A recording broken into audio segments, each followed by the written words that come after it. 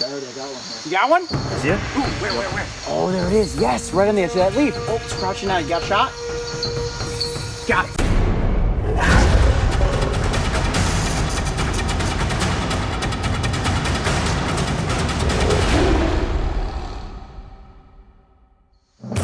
Nestled below the endless expanse of treetops, a biologically diverse world of animals called the Costa Rican rainforest home. And on this adventure, I will be working alongside an expert who has dedicated his life to preserving this wild place. Since 2002, Brian Kubicki has owned and operated the Costa Rican Amphibian Research Center. Located on the Caribbean coast, this 120-acre preserve is home to a plethora of animals, including birds, mammals, countless creepy crawlies, reptiles, and his absolute favorite, amphibians. Okay, Brian, so we have hiked out here into the rainforest and we are standing in what's 125 acres of your reserve. And tonight we're heading out looking for one of the rarest amphibians that lives here. It's critically endangered all around the world, correct? Yes, according to the IUCN Red List, it's critically endangered. It's its official status. So Okay. the next status up is extinct. Wow. Now, Mark, when you hear critically endangered, what do you think of? I think it's super rare and something we're not going to find. Right. Brian, you're pretty confident that we're going to come across these frogs tonight. Yes.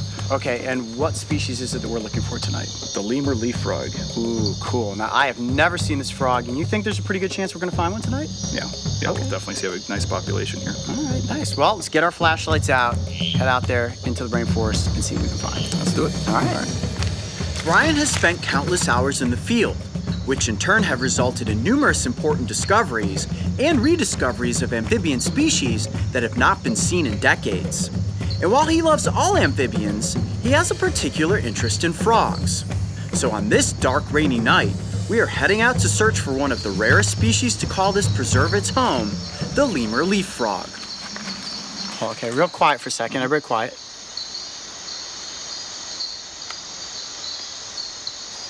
Is that a frog call? Yep, there's our little dink frog. Dink frog? So it's a small little frog that lives in the vegetation, especially in the low-lying vegetation in the forest. Yeah. Okay, now do you ever call out to the frogs, make a frog call yourself and see if something will respond like birders do? There are certain species of frogs that definitely will respond. So they have a certain level of, we call it jealousy, I guess. So they hear another frog, so they want to use their voice to overlap his. So there are certain species that definitely you can kind of initiate their calling by kind of making a similar noise. Yeah, definitely, yeah. Now, is the lemur frog one of those frogs? Unfortunately, it's not. No, but will we be listening to see if we hear them calling? Yeah, they have a very distinct call. It's a really pretty call, like a belly whistle, but a very distinct call. So we'll be able to hear them and go in on them for sure, yeah. Cool, well, if we hear any, we'll stop and get real quiet and see if we can pick it up on camera. Yeah, of course, yeah. Okay, let's keep moving. All right, let's do it.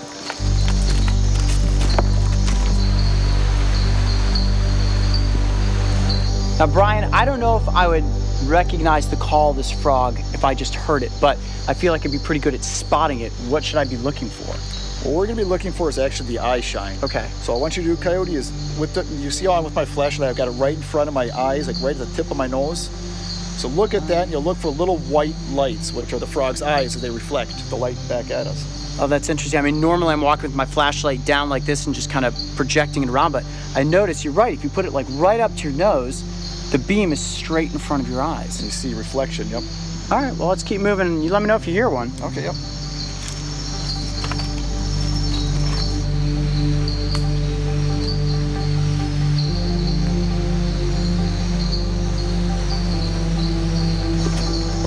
It's starting to rain. Watch your camera, okay? Yeah.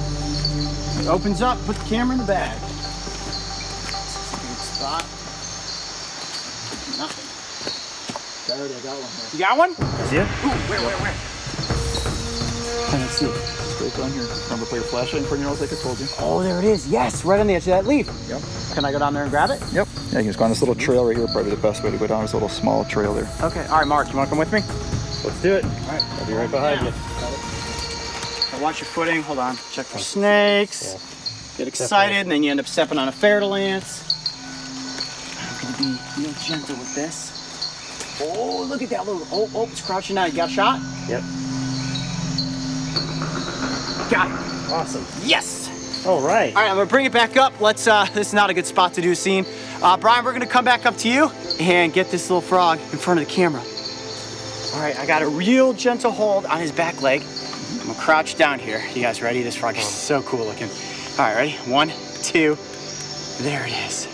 Look at that face. It looks like E.T. It's all eyes. This might be one of the coolest looking frogs I've ever seen. From the backside, it just kind of looked like a normal tree frog, but as soon as I saw his face, I was like, no wonder this is so unique. Yeah, it's very iconic with those large, bulging eyes. And Yeah. It's like all eyes, yeah. Wow, and the eyes are gray. That species, when they're active, they typically have that kind of darker iris coloration. But in the daytime, when they're sleeping, if you wake them up, they have these bright silver white eyes. And also their skin on their back is bright fluorescent green. Look at the yellow sides, and actually with that light, I can see right through the side of his belly. Now, Brian, why are these frogs so rare? I mean, what's caused them to become critically endangered? Yeah, I mean, and in all honesty, we're not 100% sure what happened. Obviously, it's felt that there's a type of fungus and other diseases might have led to the declines, but in reality, we're not 100% sure. To me, this is tiny. I'm trying to be as gentle as I possibly can. And the front feet are just so crazy looking. No webbing on the front or the back toes, but they do seem to have little tiny sticky pads. Does that help them crawl from leaf to leaf? Yep, exactly. Yeah. Okay. I noticed that this frog has incredibly long, slender legs.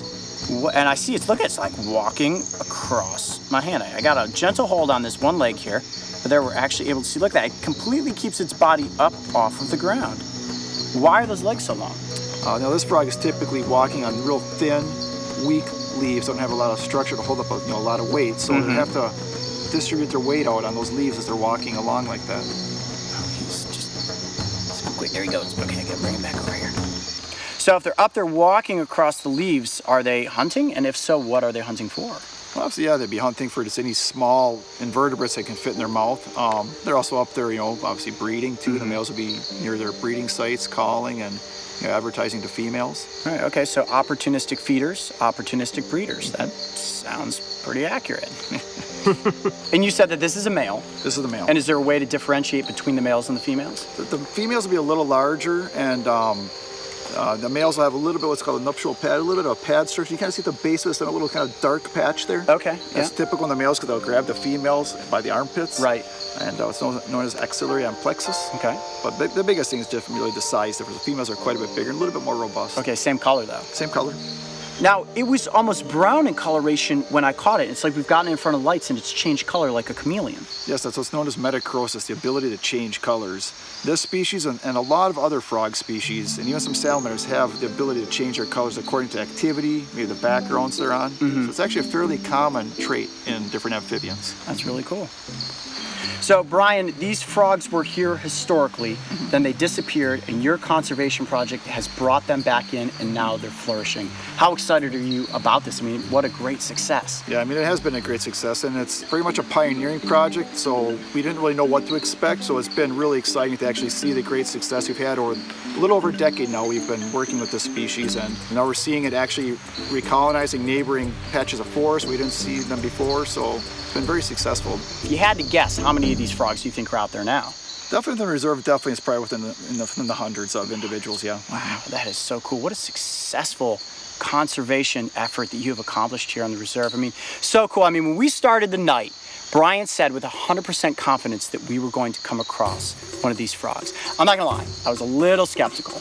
Critically endangered, and we're definitely gonna find one. I mean, we've gone out doing episodes of Breaking Trail, looking for slugs, and we've had more trouble. Yeah. And sure enough, in just under an hour's time, we managed to come across the Lemur Leaf Frog. This is so cool. Well, Brian, I know for myself and the Brave Wilderness team, this is one adventure that's definitely gonna go down in the record books. The first time I've ever caught and held an endangered amphibian species.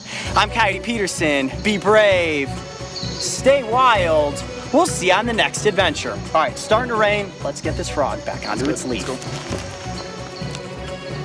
Brian has dedicated his life to the research and conservation of amphibian species, and his preserve is one of the most renowned locations in the world for seeing these incredible animals. If you would like to visit, make sure to check out their website and book your own amazing amphibian adventure.